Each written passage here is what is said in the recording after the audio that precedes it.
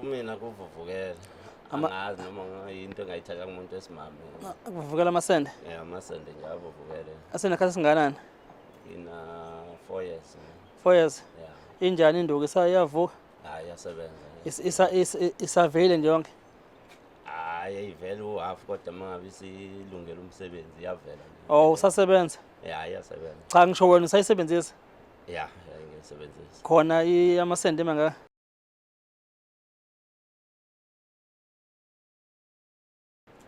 Sanibona ngane zawethu sanibingelela South Africa kuphi na ku Brand khona nibele umduduzo wamkhwanazi. Sivela kwenhlangano ebizothithuleleni kodwa ke senibela ngaphansi kwengosi esihloko sithi abantu bayagula la ngaphandle. Siyanjelwe ke namhlanje ke umfowethu onenkinga yokugula nesifo sobudoda uzosho ukuthi ke ngabe yini inkinga yakhe. But nje after senze udaba likamfethu uNtando baningi abantu asebevela banenkinga ezifanayo ebecela usizo ngale nkinga ukuthi bakwazi ukuthi balekeleleke kulesi sifo sibaphethe zokugula ngaphambili. Kungebona ke bodwa behlisa labesifazane bayafila nabanenkinga ohlukana nanezingane but ke sizozwa ukuthi ubafu ukhala ngani. Mntaba sakubingelela mfethu. Yebo sawona. Kunjani bafu? Ngiyaphila. Ngiyaphila mina ngumduduze igama. Kusibona mina ngwathi. Ke bafu. Ekhaya kuse high flats kade. Okay. Yeah. Ukhala ngani bafu? Ngibe nenkinga ngathi inkinga shuthi nami ngize ngayisukumela sengibona umfowethu lo wavela. Yes kodwa ngiye ngabe ngivele ngisukumela eqaleni ngihamba nje abantu bagcina ngokuya ngithi ngesibhedlela. Ngabona khona ngathi nakhona usiza ngithola. Ngibona ukuthi ngathi ngingalandela la umfowethu lo sevelile uNtando. Kwenzakalani mfethu? Angazi noma ngiyayikho. Hayi khuluma ndoda. Ngiyazi kuthiwa lesifo senu lesi abantu abasenzayo bakhuluma bathi abantu abafaka ikhanda lemvu yabo. Kuthiwa noma ufa ngithi nemvu ibona ngisho inqoma imvu uthi ayikhala ifana nembuzi yabo. Wangicela kanjalo umuntu athi ngimbona wathi hey kufaka ikhanda lemvu lapha ukuthi kuze ukufa kokudla uthi mawukhuluma ukudla osekuqedile vele ukufa. Wathi omunye lento angazi mayihlanganiswa igaywa ngaphandle ehlathini lapha abasuke beyigaya abathakathi laba bakhulumi bagaya nomunye masekuthathwa kwakho nawe uthathwa kwakho phuma ubhekele nawe uphuma ubhekele nalo ilumbo lakho leli ngithi yabo ngoba kuthiwa khulunywa. So ke njengoba ngithi nje bafo njengamanje unami yabo. Yes. Ngithi uyagula. Yeah. Noma ngayindodela ngathi kudodela bewathi khuluma noma yini kudokotela. Yeah kuba lula. Njengamanje kasikhuluma njengamadoda bafo kumina sikwazi ukuthi sithole usizo bafo. Yeah. Ngiyazi khona amahloni akhona kodwa ngicela uqine bafo sifuna usizo. Yeah. Aziyeke bafo. Kumina kuvuvukela. Angazi noma into engayithatha kumuntu wesimame. Kuvukela amasende. Amasende nje avuvukele. Asenekhathi singanani? Ina 4 years. 4 years. Yeah. Injani induku isayavuka? Hayi yasebenza. Isavile nje yonke. Hayi ivela uhalf kodwa mangabe isilungela umsebenzi iyavela. Oh, usasebenza? Yeah, iyasebenza. Cha ngisho wena usayisebenzisa? Yeah, ngiyisebenzisa. Khona amasende mangaka? Yeah, kuyenza. Okay. Mana-ke mfethu anjani kubuhlungu kuba njani? Ubuhlungu abukho kuyinto nje eqinile isolid ngaphakathi. Because ngeke ngisho ukuthi imanzi uma uthinta kanje kuyazwakala ayikho into engathi imanzi. Yes uqinile nje. Ngoba nasesibhedlela ngaya khona bathi angazi isikhumba ngaphakathi siuqinile. Ngoba ngeke bakwazi ukufaka into bangimpompe konke ekishwayo. Okay. Bathiwa nje sikuyinto eqinile. Asihlebe nje bafo. Ngibona uhamba nomuntu wesimama. Hayi dadewethu. Oh usisi. Yeah. Bengifisa ukuthi mhlawumbe ukuconfirm ukuthi mhlawumbe ngabe uyena mhlawumbe lo ngakuwena ngithi yabo. Hayi usisi wami. Okay bafo. Uma usola lento uyithathephi? Umuntu engangithi uyena ngazi kodwa khona usisi ngangihlala naye kudala nje before ingakubi khona. Kodwa ngazi ngihamba nabantu ababonayo ke babuye bangitshela ngendaba yemsamo kanje. Hayi bokhona umsamo ovuvukala sisende. Angazi nami yonke. Emuphi lo msamo lo? Inkinga ilabantu ababonayo babe. Phela sebenamanga phela abaningi. Nami nje sengingangena lapha nje ngibuye kusasa sengifaka imnqwazi ngibhonga lapha ngithi yabo ngikhande wena ngikhande nomunye ngikhande nomunye baphume ngaphandle bathi hey ithuleleni uyalapha lapha hayi impela yabo kanti ngishaya ivalo ukuthi ngidla imali. Onjani umsamo ngakhukalisa umuntu nesende? Hayi angazi kodwa lo muntu eka-2 yena naye ngakhuluma naye wathi yena akazi lutho. Awukazi unqofe ngaphandle unaye? Hayi angikhumbula, hayi wangazi kwenza. Hayi cha khuluma ndoda. Isikhathi eside ngithi. Noma kuthiwa phela kunjani yabo nje lesibazi lesi. Khona ugange unganaki mhlawumbe ngalo soni. Angithi lokho engikufunayo ngithi yabo njengoba ngisho ukuthi ngeke ungakhumbuli. Yabo lesibazi mina lesi ngiyasazi ngashaya umfana kaMthiyane lapha ePort Harcourt la. Sintshontshe inyosi zakubo lapha emathuneni. Ngeke ngikhohlwe yabo.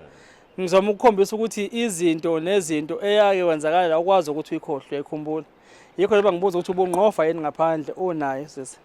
Hayi bebe. Ngoba usisi ushakana inkinga ubuvela una uthandana naye ngithi akungenankinga ngithi yabo okungenza mhlawumbe uthi wathi uyanqofa watapa ngenzeka-ke ngisho ngithi ngenzeka nakhona. Okay. Abalaphi bezizulu sibahambile? Ya ngibahambile. Kwenzakalani bekunika imbiza nensizi bekukhothisa? Kuyimanje nje ikhona ngishiye endlini imbiza nensizi leyo. Sengikhathele nami. Akuthi akukho ngisho umehluko okwenzayo? Wenze Okay bafana. No, kunenye insizwa nayo la uyangithi uyayibona ngathi esoka le Melmoti naye. Enenkinga efana. Kwathi kungcono kodwa wakho. Lo ngicabanga ukuthi uthukile uma ubone lakhe. Hayi kuyangithusa. Kuyangithusa kuyena phela. Hey nami uyabona nje ngisho safihleka. Lingangele kaNtando. Yabo kodwa kumehluko kuyena ngibonile ukuthi kuNtando lalibheke phansi kuyena ngathi lingaphambili. Ekhombisa ukuthi lezi zifo sezikhona. Cha mfethu. Singacela nje ku-South Africa mntaka baba. Uyasebenza bafa? Ngiyatohoza ngiyabamba nje. Ngoba mfethu le nto kanje iyindleko mfethu kuyenza yabo. Especially kulezi ibhedlela lezi ezimele mfethu. Ngenhlanhla enkulu ke umfethu uNtando waye waba nenhlanhla ukuthi kutholakala udokotela ozimele ofuthi umuntu omnyama okhuluma isiZulu njengathi Dr Nkosi. Okuyena wakwazi ukuthi lento uzoyihlinza ngithi yabo ngoba ukukhuluma bekukuningi ukuthi ilumba lihlinzwe yabo nothi ukuthi ngoba uhulumeni sho ukuthi uhulumeni naye ke mhlambe ngenze ukuthi odokotela ngempela seqopheleni njengelikakhe ubaba Nkosi mhlamba sazi ukuthi bayashoda yini noma sothi insizwa ngoba neinsiza zikhona khona izibhedlela ezinkulu la ngithi yabo but ke yikho ngoba ngithi mhlambe ngenze ukuthi bazothi bahluleka ngoba nakuNtando kwakunje ngoba usho njengoba bethi nibathi inyama ekhona ngaphakathi iyo le yakhishwa kuNtando. Odokotela uDr Nkosi naye njengabo kodwa wakwazi ukuthi ayenze njengoba nje wayesho ukuthi lamafutha abawakhipha ngaphakathi acishe acala 20 liter yabo bona nje babesho bawabona futhi abakwazi ukuthi bazowakhipha kanjani asazi ke izigi ayilingani sinokwabanda kulingana khona insizwe kuyisini izwakala izigi za ukuthi hayi ngempela le ngithi yabo kungena omunye asithi uyasini nje bomkhapeyana nje bonke hayi yabo njengoba ngisho ukuthi amafa awalingani mhlambi kodwa ke but ngeke sibayekela abakwethu siyalidinga usizo kubona futhi njengamanje mfethu ke yikhona lokho ukuthi kuzofuneka mhlambe ke uzanye ukuthi ke cela usizo lemali engakwazi ukulekelela ukwazi ukuthi ngempela yabo ngoba uNkosi asilokhu sidawutha mhlambe ukuthi kuzoba njani ngama 100 or 20 or 50% ngabe kuyafika ngale ka ama% ka100 ukuthi le uzokwazi ukuyihlinza but ke kuzoba imali mfethu. Yebo kuzoba imali. Ngicela usizo kakhulu. Ngoba ukhona omunye udokotela naye ngike ngavela kuyena. Wanika iquotation nami ngasaba nje ngabona futhi ngengikwazi ukuba nayo lo mali. Wathi malini? Yalinganiselwa kuba 63,000. At least kungcono ke nabo mhlawumbe vele bekusencane vele kwena. Yabo nje ngintando leyana eyila ko 100 some change but ke nobafo nawo sebuya ke uDr Nkosi uzosho kuyena ke igijima la ko 300,000. Not just ukuthi quotation yathole ngqo uDr Nkosi angithi yabo ukuthi umhlinza kuzoba imali enjengaleyo. So mfethu ngicela uyicele mfethu kubantu South Africa ngithi abangakwazi ukulekelela mhlambe nabo odokotela abangakwazi mhlambe ukuthi bathi bona bangavolunteer bakulekelele njengoba uNtando waba nalihle njengaleyo. Ngicela ucele mfethu usizo. Ngiyayicelela nje ngiyacela kakhulu iSouth Africa yonke noma umuntu onganalo lo sizo ngaba na ngoba amandla nama asiza ngiphelela kona lawo ma center enginawo ngihlulekile sengizamile. Ngiyacela kulo ungaba namandla nosizo kimi aphose kuloko kuphumelele ngikwazi ukusizakala na. Ngiyobonga kakhulu noma ngabe umuntu ngiyayicelela kakhulu South Africa yonke unganosizo labo ngiyajabula.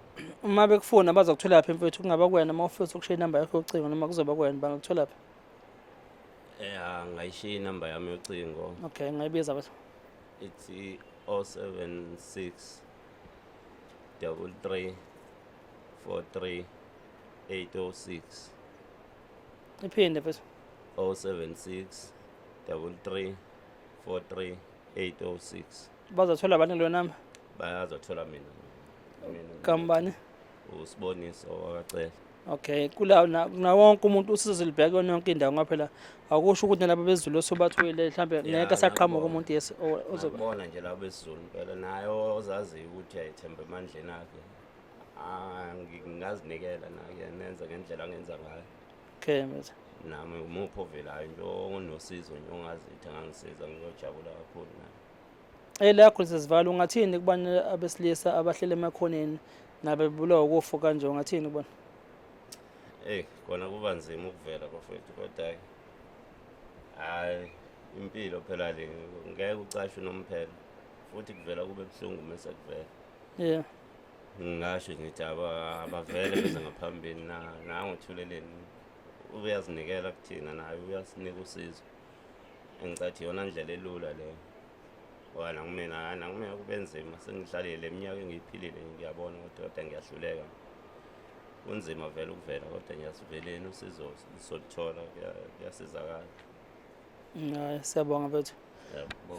South Africa naloku usizo bafethu bayagula la ngaphandle abantu bayagula South Africa.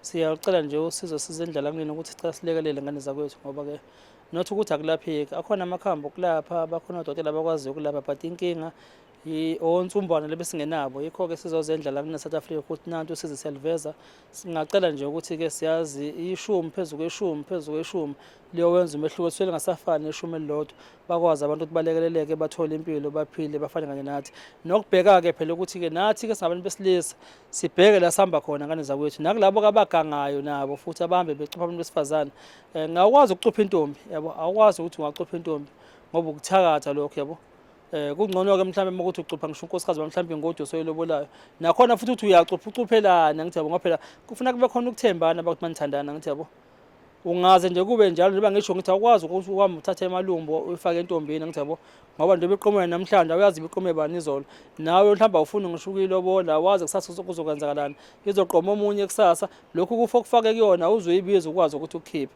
ilokho nje singacela ukuthi ake sibe ngempela nonembeza isinqumo osenzayo sazi ukuthi ama consequences azoza uzokwazi ukuthi umelane nawo South Africa siyabonga nisalahle emakhaya Siyabonga. Siyabonga.